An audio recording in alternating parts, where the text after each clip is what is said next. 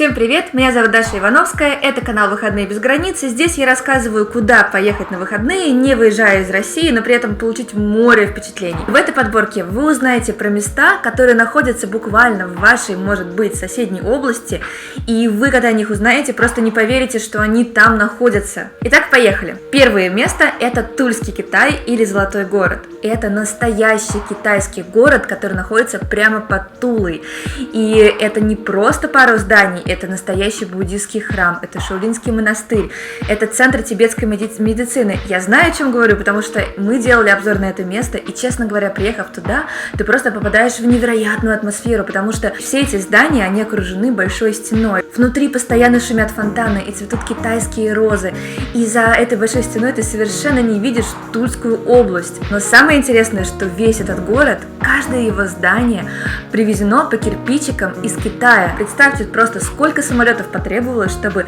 под Тулой построить настоящий китайский город. И вот даже когда вы туда приедете, если вы туда захотите приехать, прогуливаясь просто по этому городу, обязательно смотрите под ноги, потому что там написана история Китая. Но это еще не все. Вас может, я думаю, невероятно удивить тот факт, что рядом с Золотым городом живут динозавры. Ну, то есть это не открытый парк динозавров, которые невероятно реалистично выполнены. Этот парк еще даже не анонсирован, поэтому, когда мы подъезжали к Тульскому Китаю, мы просто увидели, как из травы на нас смотрят огромные гиперреалистичные скульптуры различных динозавров. И так ты попадаешь в Золотой город. Второе место, о котором я хочу рассказать, это катушки Тесла, и находятся они под Москвой. Я там, честно говоря, не была, это место стоит у меня в заметках, но я жду не дождусь, пока наконец-то появится возможность сделать на них обзор. То есть это место находится в лесу, и это невероятные, футуристичные, настоящие катушки Тесла, на которых проводилось множество экспериментов. Есть разные версии, я не уверена, какая из них трушная. Первая говорит о том, что там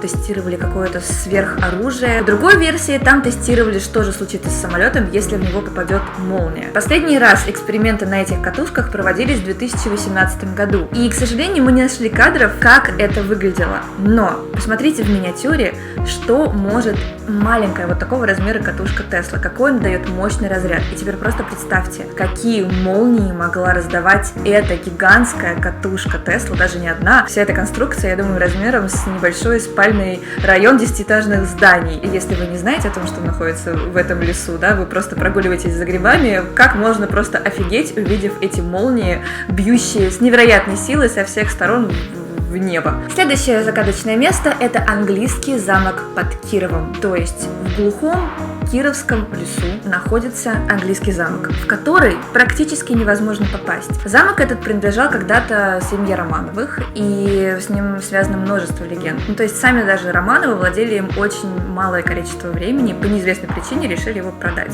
Говорят, там были даже жертвоприношения младенцев, потому что принцесса Ольденбургская, которая у нас тоже, между прочим, относилась к семье Романовых, она болела лейкемией, и колдун Родя ради нее приносил зачем-то в жертву младенца. Ну, в общем, множество историй. Замок пустовал долгое время, там хотели сделать приют для сирот.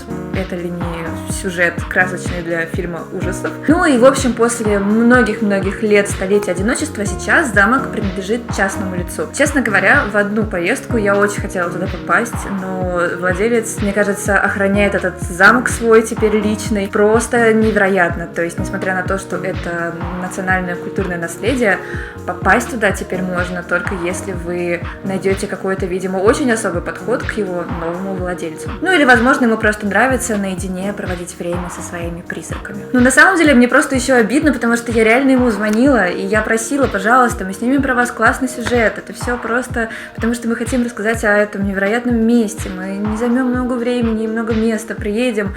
Блин, это вообще, это не случилось, мы друг друга мучили, но он оказался, таким строгим, и мы туда не попали и рассорились. Мне кажется, я все еще хочу снять этот сюжет, но, видимо, это будем вести переговоры с твоего номера. Следующее место — это замок Гарибальди. Вот там мы были лично. Более того, я вообще родом из Самары, а замок этот находится в Тольятти, то есть это Самарская область.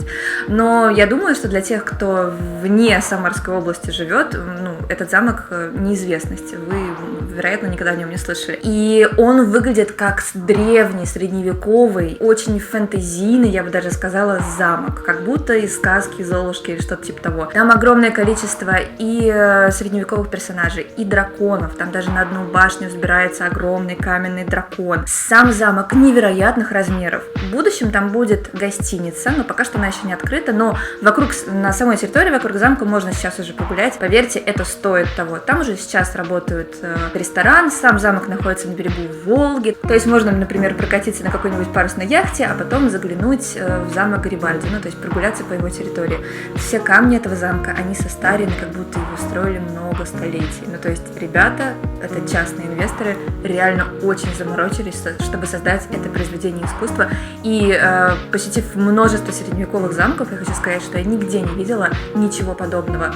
Точно must visit. И, наконец, финалист нашей подборки — это Танаис, древнегреческий город под Ростовом. В свое время это был самый северный город Древней Греции. И вот сейчас там находится археологический музей-заповедник Танаис. Под открытым небом вы можете увидеть развалины древнего города, посетить музей, в котором собрана коллекция из некрополя, то есть различные какие-то украшения, бусинки, которые принадлежали древним грекам непосредственно, да. Весь музей сейчас находится на территории Азовского залива. В это место приходили корабли, забирали шкуры, различные другие продукции, привозили заморские товары, и таким образом осуществлялась морская торговля. Короче, если вы съездили в Грецию и забыли кому-то привезти сувенирную амфору, то вы можете быстренько сгонять в Ростов, приехать в Танаис, и там в сувенирной лавке купить амфору ничуть не хуже, а сделанную по древнегреческой технологии, вручную, сотрудниками музея Танаис. Кстати, особенно интересно, что на территории заповедника проводятся различные фестивали в стиле Древней Греции. Но об этом подробнее я расскажу в нашей другой подборке, которая будет посвящена непосредственно событиям в нашей стране, которые классно посетить на выходные. И еще у меня есть для вас очень важная новость. Я начала вести свой аккаунт в новой социальной сети для путешественников,